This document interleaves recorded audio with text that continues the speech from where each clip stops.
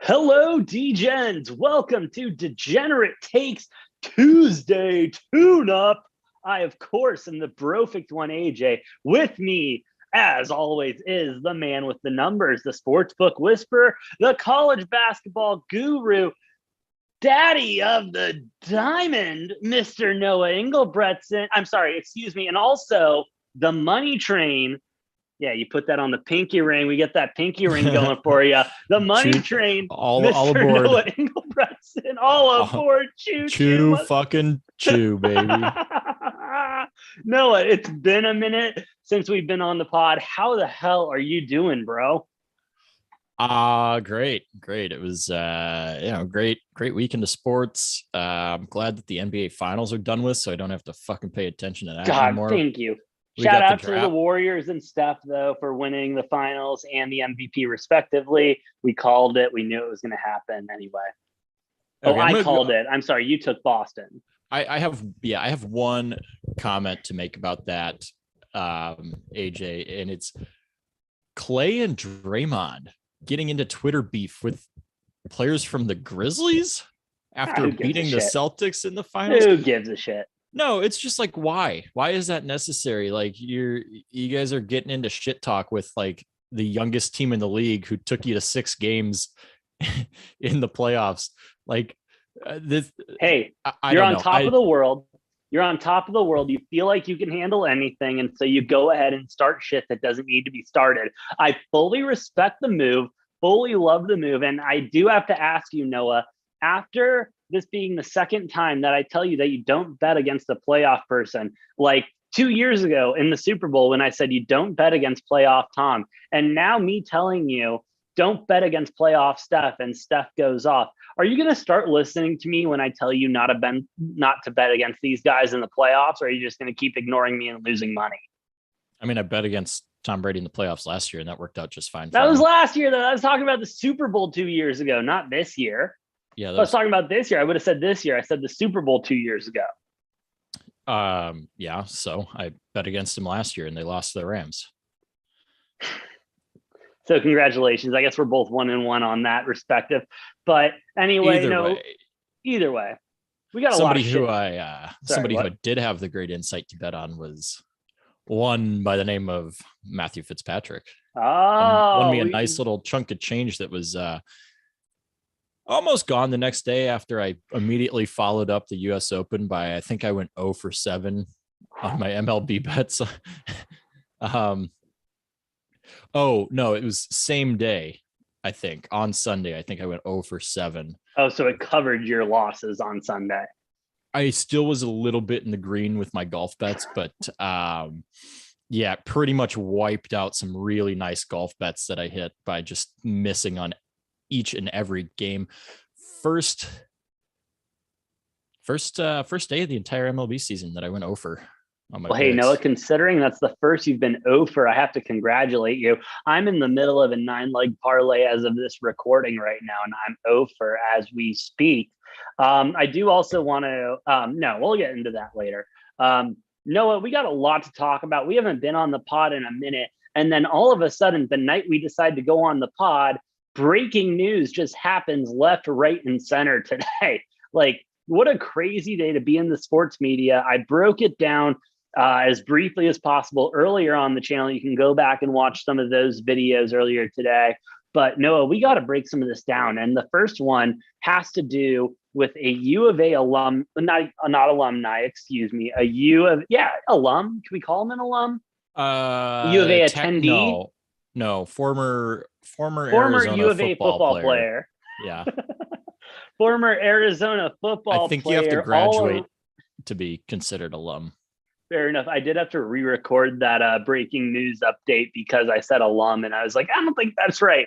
But yeah, I don't think Gronk graduated. Yeah. Anyway, go ahead, bury the lead there, Noah. U of A stud, all around NFL stud, tight end to catch the most passes in the NFL, most touchdown passes in the playoffs in the NFL, tied for the most touchdown passes caught in the NFL in general. Rob Gronkowski, what? I think he's third or tied third all the time. or something, or maybe that's In the receptions or playoffs? yards. Oh, you're talking just playoffs. I'm just talking playoff touchdowns. Oh, okay. Yeah, never mind. Yeah, he's probably number Because one. we're a sports show, and so he's retiring, and so we were supposed to hype him up as much as possible. And so I'm not going to bring up number 3 or number 4. I'm going to bring up the number ones, Noah. It's called being a goddamn host. Maybe like I'm trying here, bro. We're trying to be reputable. But anyway, yeah, Rob Gronkowski retires from the NFL for the second time in the last 4 years. Last time, obviously, due to the fact that Tom Brady retired. Now Tom Brady saying he's coming back, and Rob still making the choice to sit out and sit down. The big story out of this, more than anything, that he's retiring, because let's be real. Thank you for your service, sir. You were excellent. Please chug as many beers as possible on your next cruise. Invite the degenerate takes out there. We would love to cover it. But besides all of that, Noah, let's be real.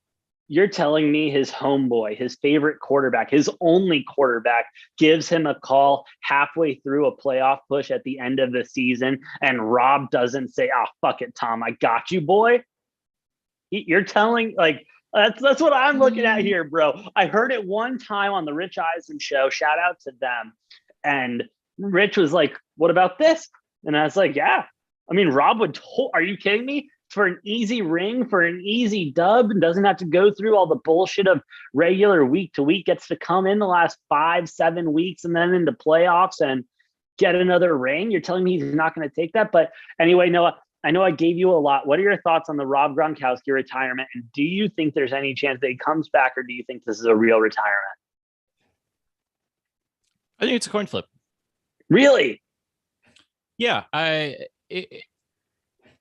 it's Rob Gronkowski. So I could see this going one of two ways. Like, he's just bored of playing football and just wants to enjoy his life. He's certainly got enough money. He doesn't care about that. That's not a factor for him. Or he's bored of playing football right now, and then give it 3 or 4 months, and then he'll be like, "Yeah, I kind of want to go play just for a little bit." He'll sign a little 1-year deal. 6-month deal. It might be the first 6-month deal we see. play the second half of the season in the playoffs. I don't know. I could see it going both ways. I will say, I think if he doesn't come back this year, I think he's done for good. I agree. I think he's playing it a very year by year thing. And so I don't know if he's on the fence. So just retiring for now, although he did, he put off this announcement until now, right? So like before training camp, and that's the big thing. This is a couple weeks before training camp. But my point is, he didn't announce his retirement after Tom Brady said he was going to retire, and then Tom Brady obviously, like 3 weeks later, was like, "Oh, never mind, I changed my mind already." LOL, I hate my kids. It's fine. Like, Gronk knew Tom Brady was going to be back and is still making this decision, which is why I think it might actually be like legit this time. I agree. I think Gronk's just, I think he's ready to retire after 11 seasons, which pretty spectacular. Rob Gronkowski, top 5 in just about every single tight end metric you can think of in only 11 seasons. A lot of the guys above him played a good 14, 15, 16 seasons. I personally, and I know this, this is up for debate. There's a lot of really good tight ends. I know Tony Gonzalez, Antonio Gates, very good tight ends. I've got Gronk as my number one all time. Oh, 100%. 100%. I don't think it's like a unanimous decision. Like, I'm not like, oh, he's easily the best tight end to ever play the game, but I do think he is the best. Although I would entertain an argument for a couple other guys. I'll entertain an argument as well, but then my metric the stat I go to is name another tight end who can chug as many beers per yard that he gained per reception. And then we'll go from there, in my opinion, bro. Shout out to Gronk. Honestly, thank you for the memories, bro. Obviously has a very promising career outside of football. He had a quick stint in the WWE before he came back to football to play at Tampa Bay. Let's not forget that. He made an appearance at WrestleMania. He was on the a game host. show. He was on a game show. He can be the host of anything. Him and that family are probably going to have a reality show for how crazy they are. Honest to God, I think Rob Gronkowski's future outside of the NFL is going to be much more financially prosperous, but he will always be remembered for not only the beers and the pool parties at U of A, but for the touchdowns and the rings in New England and Tampa. Noah, also, I want to get your opinion on one thing really quick, and I think you're about to bring it up too. Tom Brady and Gronkowski now both have quote unquote retired from the NFL, and they immediately and only thank the Tampa fans upon retirement and have no mention of New England. Tom Brady did come back a couple hours after the Tampa release in his first retirement to thank the New England fans and everything. Do you think this is a big deal? Do you think they really hate it? No, because when Gronk retired the first time, if you look at his statement, he was all thankful to New England. And then he came back out of retirement, and then obviously 2 seasons with Tampa Bay, and then back into retirement. So no, I saw people were freaking out about that. I'm like, that's so stupid. He already thanked the New England fans when he retired the first time. The only reason I ask is because I just saw recently an interview with that bitch boy, Dave Portnoy, and he was like, yeah, fucking Brady doesn't thank us. Fucking Brady doesn't do this. It's like you forgot what happened to like when he retired, like the first, like when he left and everything. Like, shut the fuck up for 5 seconds, realize what you had, move on from your past, and either become a Brady fan or don't. Shut the fuck up. You're a Patriots fan. What the fuck do you care what Tom Brady does, Dave? Anyway, no, we have other shit to talk about. Sorry, go ahead, finish up on this. I was gonna say my last thought on this. Assuming Gronk doesn't come back, he will be eligible for the 2027 class of the NFL Hall of Fame. I would imagine he will be a first ballot Hall of Famer. Oh, easy. And hopefully by that point we have a vote in the Hall of Fame because we'll be in the media. And if we do, first of all, if we do a vote in the Hall of Fame by that point, what the fuck are you doing, NFL? Second of all, thank you. Third of all, Gronk, don't you worry. You got our vote, bud. Go in there, just shotgun a beer on stage for the boys one time. Going from that, Noah, before we get into other news, skipped right over probably the most exciting thing to happen all summer, and that is the NHL playoffs. Finally done with the snooze fest that was the NBA playoffs and the finals and everything with blowouts left, right, and center. We did get a blowout, but it was an exciting blowout. How often do you see a hockey team put up 7 points uncontested against a 2-time defending champ? I wouldn't call that exciting, AJ. That game. So I don't think we've touched on it we haven't. I don't think we've touched on this series since it started. No. So I'll just very quick recap. Game 1, Avs got out to a 3-0 lead. Tampa Bay tied at 3-3, goes to overtime. Avs win 4-3 in overtime. That was a very exciting, very good game. Game 2, 7-0 blowout by Colorado. Wasn't even competitive. Was one of the worst games I've seen all playoffs in the NHL. Still better than some of the better games in the NBA. Yes. But nobody wants to watch a fucking 7-0 blowout.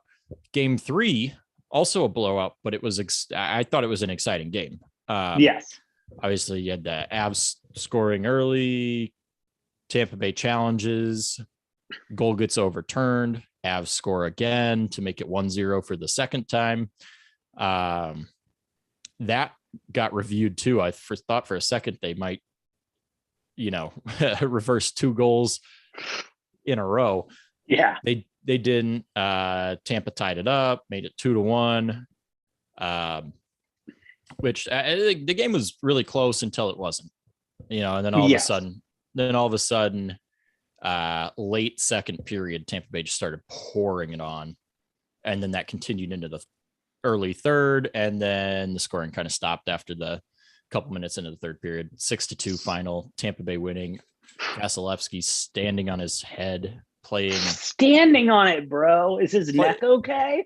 Like, Jesus Christ. Playing how we expected him to play, not playing like he did in the first two games. And he's interesting enough. He's been, for a number of games this playoffs, he's had a number of bad games, which the last two seasons when they won the Stanley Cup, he didn't hardly have any bad games throughout both of those playoff runs. He's been a little bit more shaky this year, but showed us last night, what we expect from him. And, we expect greatness. He's supposed to be one of the best goalies in the league, and he hasn't 100% of the time looked like that through this entire regular season and playoffs. But, he's still got it, as we saw last night's game, stopping 37 out of 39 shots. And I do have to say, Noah, real quick, because I can officially say this, I now can say I used to work at one of the biggest sportsbook operators in America, and the sportsbook, when they called back the goal in the last game, in the first goal on the Avalanche, because everyone and their goddamn mother was on the Avalanche that game and at Tampa and everything. When they called back that goal, it was almost as loud and as upset as a bottom of the ninth, walk-off home run to do like a garbage time cover. Like, bro, it was rough. So there was this one guy that came in and put fucking $15K on the tie, bro, in the first at the end of 60 minutes, saying there was going to be an overtime. Bro, I've never seen a man so sad in his life leaving leaving halfway through the second period. But hey, c'est la vie is betting. And now that I'm done, dude, I got a lot of crazy stories that I'll be able to tell, bro. Holy shit, I got some stories to tell. But with that being said, NHL playoffs have been absolutely electric. Next game is tomorrow night back at Tampa. The line is about as even as it's going to get throughout the day. Noah, just real quick, give me your pick. It was game 3 too. I know a lot of people probably thought they were getting a steal on the Avalanche. I think it was, most books had Avalanche -105, Tampa Bay -115 was kind of what I was seeing most places. -1.5 was at +220 at most places. And that was what was getting the juice. Like, that was what was getting the bets. And you were on the -1.5 for the Lightning, right? For the Lightning. Yeah, no. I'm saying I'm saying Avalanche were -1.5 going into that game. Yeah, Avalanche were the favorite on the puck line going into that game, not Tampa. I think Tampa was a very go ahead and slight you favorite. Can go ahead and double check me, but Noah, no, I took the reverse line because I saw that and I was like, no, fuck that. What's the reverse line? And it was +220 -1.5 on Tampa. On most books, on the Avs. Most books, Tampa was a very, very slight favorite on the puck line. Yeah, -115 for Tampa and -105 for Colorado is pretty much what most I thought it was. I thought it was a different line. My bad. Most of them probably offered an Avs -1.5 line, which is probably very similar to the payout as a Lightning -1.5. Yeah. Well, Noah, going from the most exciting sport probably going on right now to one that people. Sorry, you have another thought on it? Yeah, I was just going to say. So for the rest of the series. Here's my hot take, maybe not hot take, warm take, whatever you want to call it. I think whoever wins game 4 is taking this series. Ooh. If Tampa evens it up to 2, I think they win this series. Could very well be in 6 games, do the same thing they did to the Rangers, get down 0-2 and rattle off 4 wins in a row. If Colorado takes game 4, the series is over. They'll probably close it out in 5. So that's my hot take. I don't think this series is going to 7. I think if Colorado wins game 4, this will be done in 5. If Tampa Bay wins game 4, they're going to close it out in 6. And that's my hot take. Tampa in 6. I did put a future on them after they lost the first 2 games at, I believe, +320, maybe a little bit less. To win the series. And I don't put, and Noah, you know how I don't put in futures a lot. I do not do future bets or anything like that, but that line was just too juicy. I couldn't take it. I couldn't just leave it there. I couldn't leave it there. But no, going from one of the most exciting sports going on this summer to one of the most controversial sports going on this summer. And I can't believe I use controversial and golf in the same sentence, considering we're not playing in the goddamn tour. But a man who said, "Hey, let's talk about the Open." Okay, I don't want to talk about LIV golf. I don't want to bring a dark cloud to the Open. Let's talk about the Open. I just want to talk about the Open. Blah blah blah. Brooks Koepka jerking himself off, wanting to talk about the Open, and then not even 3 days, not even 2 full days after the U.S. Open is done, Brooks Koepka, not announced, but it is reported by a shit ton and a half of sources that Brooks Koepka will be joining the LIV Golf Tournament, LIV Golf League, whatever the fuck you want to call it. He's joining LIV. Okay, he's joining his brother. I truly believe that his brother sent him a picture of his bank account over the weekend and said, "Yeah, bro, this is real." And so he signed, but that is a coarse speculation. Noah, do you really think this has an effect at this point? Because yeah, all these guys are making a shit ton of money and everything, but from watching the first week, they're going to play next week in Oregon. I mean, the shotgun start 54 holes. It's not a real tournament. I mean, some asshole we've never heard of before won the opening one. You know, all the top names are shooting under five, like top 5 contenders. Like, what is this even? Do we need to worry about it? Because I'm already over talking about it. What do you mean some no name? Didn't Charles Schwartzel? I'm sorry. Yeah, sorry, please. What was the last tournament he won besides that? I couldn't tell you the last one he won, but he's been competitive. He was he played pretty well in the Masters just not too long ago. Okay, but fair enough. But my point being, none of the big names that they are paying these 9-figure checks to are performing well or doing well. I mean, Phil Mickelson shooting plus 11 in the Masters, and I believe he finished +9 and +9 or +5 in the last LIV tour. I mean, like, and you're paying that motherfucker 200. You're paying that motherfucker $250 million to be the face of your league. Like, what are we doing here? Well, I mean, obviously with Brooks going, we're seeing it's a lot of older golfers. Not that Brooks is super old, but a lot of older golfers who are not quite in their prime anymore. Obviously Brooks has been over the past couple of years struggling a little bit with injuries and other stuff. And I mean, the money's just so much more that I personally don't blame these guys for going there. Chase the bag, especially if you're not getting a lot of top 10, top 20 finishes on the tour. Like, if you're only making the cut half the time as is, might as well take a payday that's like 10 or 20 fold what you're going to get per tour event. Yeah. I mean, and now I agree with you there, Noah. And again, I mean, these guys are making more in like, these guys will make more. They'll make more over like 2 or 3 weeks than they make over a whole season on the PGA Tour for they're making where they're finishing. So they're making more putting pen to paper than they are playing in the PGA in general. And I mean, yes, the PGA is up. I believe they just announced that by 2023, they will have 3 more tournaments with no cuts and upping each prize pool by, I believe, $3 million. But I mean, at some point, that doesn't compare to signing a piece of paper and getting $250 million. Well, and even with their proposed plan to up the prize pools, they're still only going to be like 40 to 50% of what the LIV events are going to be.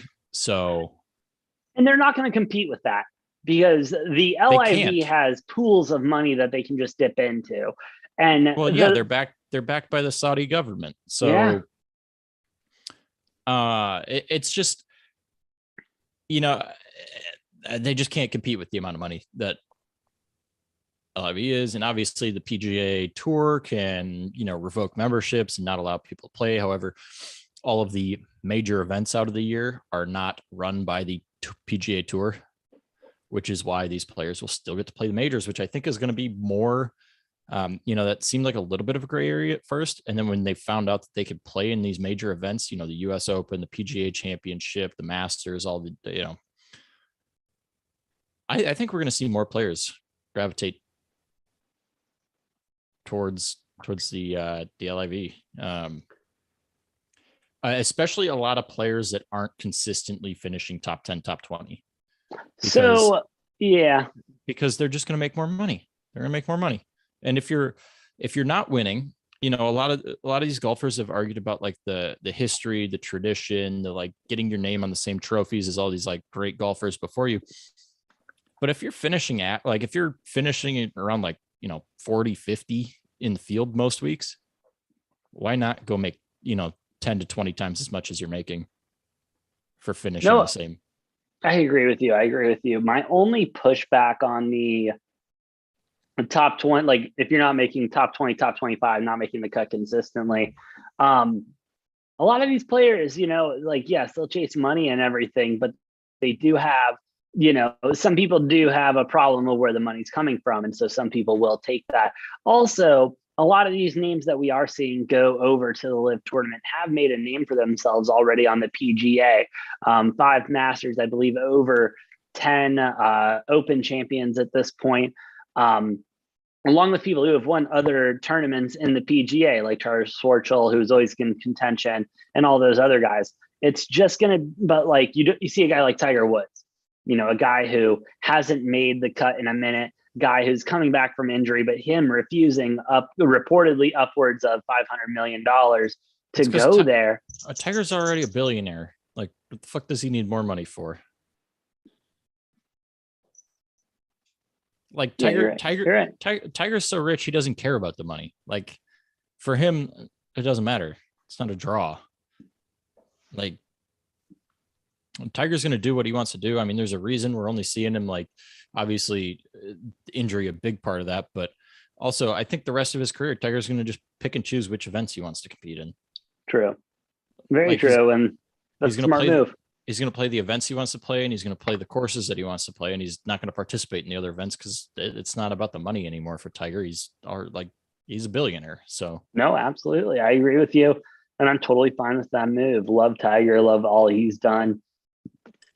Literally everything he's done, even the scandal. I mean, what a baller move. But with that being said, moving on to our last story of the night, one that Noah and I don't really enjoy talking about, but one that, since there is movement, we do have to talk about now, being a sports media company. Deshaun Watson settling on 20 of the 24 civil suits as of today, excuse me. It is noteworthy that the one of the 4 cases is the first person that came forward. Her name is escaping me right now. Noah, can you help me out at all? We will look it up to give her credit. But regardless, 20 of the 24 cases being settled. Some of this has to be because of just the media onslaught that Ashley Solis, excuse me. She is the first one that reported it. Her case is still ongoing along with 3 others. This is an interesting move, especially since Deshaun Watson claimed he would not settle, especially when settlement was talked about the first time. And not saying, obviously, this didn't go to court, and so this is going to go to public opinion, so we will not comment on guilty or not guilty. However, settling on a case does say more than it doesn't. I mean, this is one of those situations, that we have not talked about because we're a degenerate show. We don't get into legal shit or politics or anything like that. However, I mean, this has just been a black mark on the NFL for the last 2 years. And this is something that's going to continue to be a black mark on the NFL until these last 4 cases are resolved. And I don't think it matters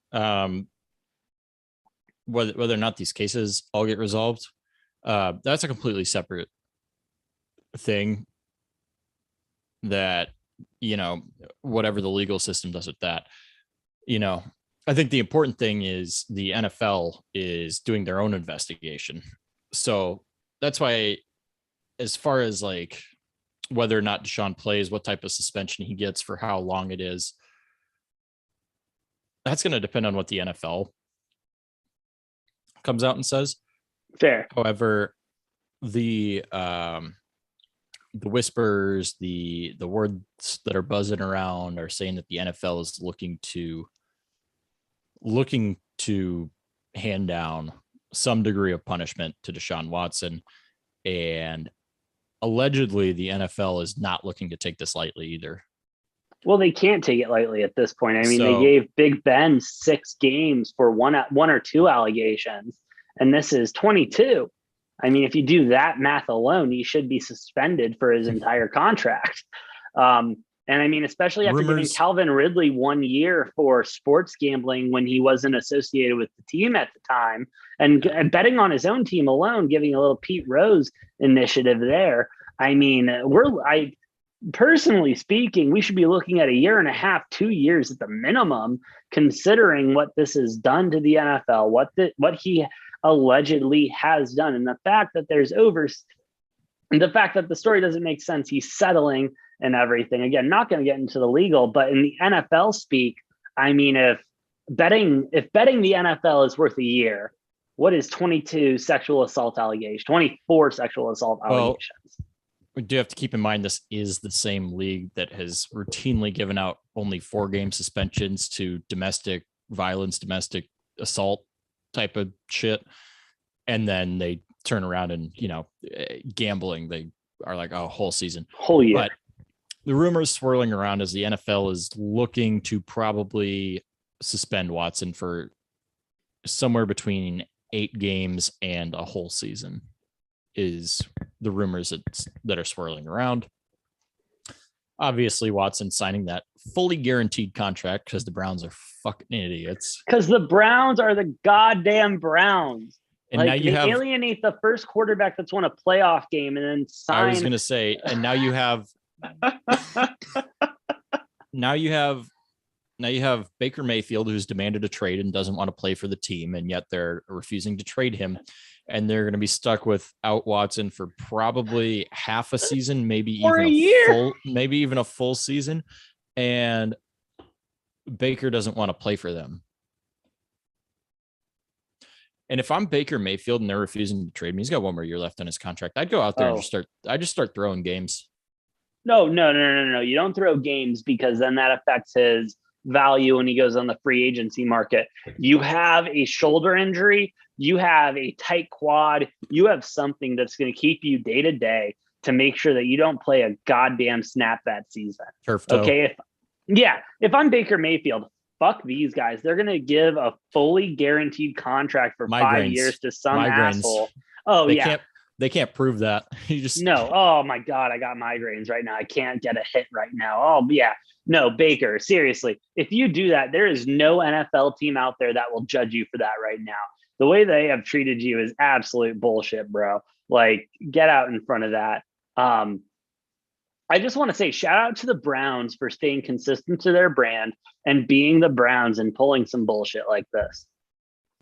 Like, of course they wouldn't do their due diligence or anything like that. Like, of course they would sign this to him to a fully guaranteed $250 million deal. Like, of course.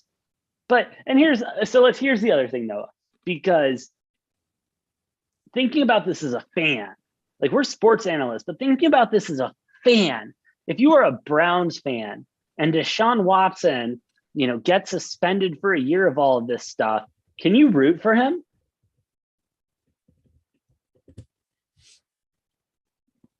I mean, like, what's to say he doesn't walk out there the first day that he's eligible to play and doesn't get absolutely booed out of the building by his home fans? And introducing last, the quarterback for your Cleveland Browns, Deshaun Watson. Boo. Yeah, I don't know. I mean, does winning cure all at that point? Well, he should be playing in, the 2023-2024 season. So there's that, I guess. Or maybe he comes back week 9 and you know, they make playoffs and then I don't know. Like it's too hard to speculate on everything until we see what the NFL does. Fair. If they give him a whole season though, then that's $45 million you just fucking wasted on absolutely nothing if you're the Browns. Nothing. And they have a check in escrow. Like, bro, the shit they had to go through to sign him. Like, for him not to even be eligible for a year of the contract. Like, and yet bro. But they made it fully guaranteed, so they have to pay it. Shout out to the Browns for being the Browns. Honest to God, I don't know. Like, yeah, it's just classic Browns. And I will say the one shining light of all of this is I can say as a Bears fan, they would never fucking do this because they would never spend that much money on any player. No, the Bears would just spend $15 million on 3 different quarterbacks at the same time. Yeah, right there, Noah. Right there, bud. Okay, right there. We're past that. Why spend 45 on one when you can spend 15 on 3 different ones? Hey, as long as Big Dick Nick is happy back with Frank Reich, I'm okay. Okay. All right. But Noah, I mean, that's all the big news that's really come out today. Excuse me. College World Series obviously going on. I lost a shit ton of money on Notre Dame today. Why the hell did you bet Notre Dame? I hate A&M. Speaking of, I am overjoyed that Texas fans are in their nightmare scenario. Of the 4 teams that are left, 3 of them are Texas's 3 biggest rivals in Oklahoma, Texas A&M, and Arkansas. It's beautiful. So I don't know that Texas has like a grudge or a rivalry against Ole Miss. I don't think they really do, but they're all obviously rooting for Ole Miss because I just love it. Texas gets eliminated after they cancel the fucking national anthem singer for putting the horns down. And now their 3 biggest rivals are 3 of the 4 teams remaining. Well, hey, Texas, do us a favor and cancel us so we can get some publicity. Horns fucking down. Y'all have sucked on every sport I've ever bet on. I went on a whole rant this college football season on how Texas was back, and you made me look like goddamn fool. I will not be made another fool. Okay, fool me once, shame on you. Fool me twice, can't fucking get fooled again. Simple as that. George Bush said that, your fucking idol. And so, horns down. Please cancel us. Horns down forever, dude. Fuck. All the way down, bro. And I didn't used to like hate Texas that much, but over the last couple of years, like their fan base is so fucking soft, and I can't take it anymore. I'm rooting against them in every fucking sport now because everything now. Their fan base is just so soft and like, God, grow up, take some heckling. Like they're honestly becoming ASU fans, and it's terrible. Like Texas used to be a respectable institution and everything, and now they're turning into the scum of the world that is ASU. It's terrible. Like I would argue that it's different. ASU is scummy. Texas is just a bunch of whiny bitches. So ASU is whiny bitches and scummy? No, the ASU is just scumbag assholes. Texas is just a bunch of whiny little baby back bitches. I will never forget that I had to take pills after going to that one game because I somehow contracted a disease from breathing in that stadium. Fuck ASU. With that being said, Noah, do you have anything else to say on this fucking Tuesday tune-up of degenerate takes? No. Fuck yeah. With that being said, we will be live Thursday night covering the NBA. I almost said NFL. NBA draft. I have some juicy picks, Noah. I think you're gonna like. I got some info. I got some fucking info, bro. You got some insider information that I can share now because I no longer work at my former establishment. But hey, you have to tune in Thursday for that. We'll be starting about 15 minutes before the draft starts and go for as long as we can before we can't talk about the NBA because we hate it so much. But yeah, with that being said, Thursday will be a lot of fun. Suns have 0 picks as of now. Yep. I know there's There were some rumors that maybe they were trying to trade for the number 8 pick, trade Cameron Johnson away. Those were pretty much shut down. It's been pretty much said that any rumors of the Suns trying to trade players for picks are false. But we'll see. You never know. Draft days are always interesting with the random fucking trades that pop up that you come out of complete left field that you didn't expect. So we'll see what happens. Yeah, well, we will see. As of right now, I can report that my sources are telling me the Suns are not planning on making a move in the draft unless something juicy comes up. But again, those are my sources, and I'm not a reputable insider, so take that with a grain of salt. Yeah, we'll be live Thursday. It's going to be fucking lit. With that being said, follow us on the Twitter. Myself at Brofect1, this guy at N_Engelbretson or Engel Money Train for all of his locks. Besides that one day he couldn't win in the MLB. I mean, we're looking at 50% or a little bit above, a little bit below, but still hanging around that 50% mark. And that's all you can ask in sports betting. Noah's just been absolutely fucking murdering it. I don't call him the sportsbook whisperer for fucking nothing. And then the show at DGen Takes, and of course, like, share, and subscribe to the channel. Noah, any last thoughts before we sign off tonight? Hey man, I'm sad I won't be able to see any more Gronk spikes. Oh, I didn't think about that. Oh well. Well, you know what, Noah? No. We will see more Gronk spikes, okay? Every NFL Sunday, I will be posting at DGen Takes on our Instagram at least one Gronk spike of a beer. All right. I'll hold you to in it. honor of the U of A legend, in honor of the Tampa Bay legend. I will spike a beer every Sunday for him. All right. I'll hold you to it. You better. With that being said, I've been the Brofect1. That's been the